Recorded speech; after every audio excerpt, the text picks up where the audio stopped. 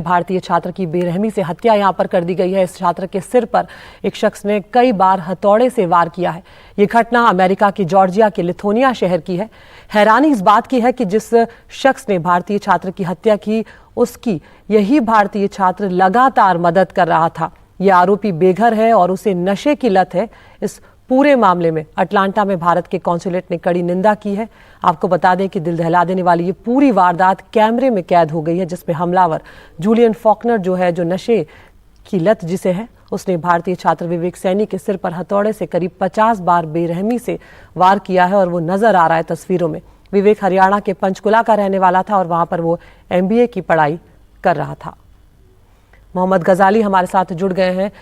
गजाली, बहुत ही दुखद ये खबर है कि जिस शख्स की विवेक सैनी मदद कर रहा था, उसी ने उसकी जान यहाँ पर ले ली। परिवार की क्या स्थिति है और किस तरह से विवेक के शव को वो भारत लाया जा रहा है? क्या कुछ कार्रवाई इस वक्त की जा रही है? जी देखिए, सबसे पहली बात तो ये है कि ये मामला 16 जनवरी का है और इसके जब CCTV फुटेज इसकी बाहर आई उसके बाद ही परिवार को भी पता चला और भारत सरकार की तरफ से जो सूचना कल आई है, वहाँ के एम्बेसी की तरफ से भी सूचना दी गई है।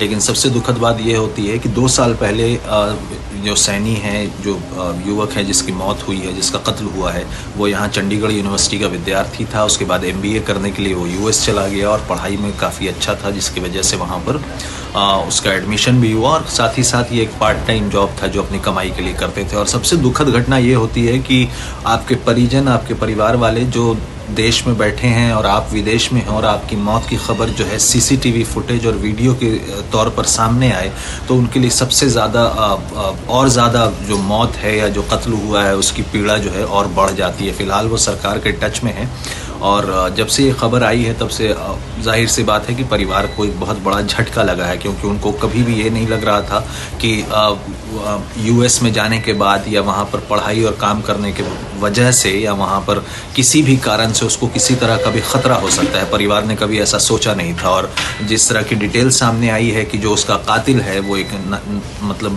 नशे का एडिक्ट था और उसको वो फ्री में मदद करता था अपने स्टोर से खाना देने में या जिस तरह की भी ज़रूरत होती थी। और जब किसी एक दिन उसने मना कर दिया और कैसे वो उसके ऊपर हथौड़ों से वार करता रहा और उसके बाद उसके लाश के ऊपर बैठा रहा जब तक पुलिस नहीं आ गई, तो काफ़ी दुखद घटना है। और कहीं ना कहीं ये भी दर्शाता है कि बाहर के मुल्क में जो लोग रोज़गार के लिए या पढ़ाई के लिए जाते हैं उनके लिए सुरक्षा भी एक बहुत बड़ा कंसर्न है।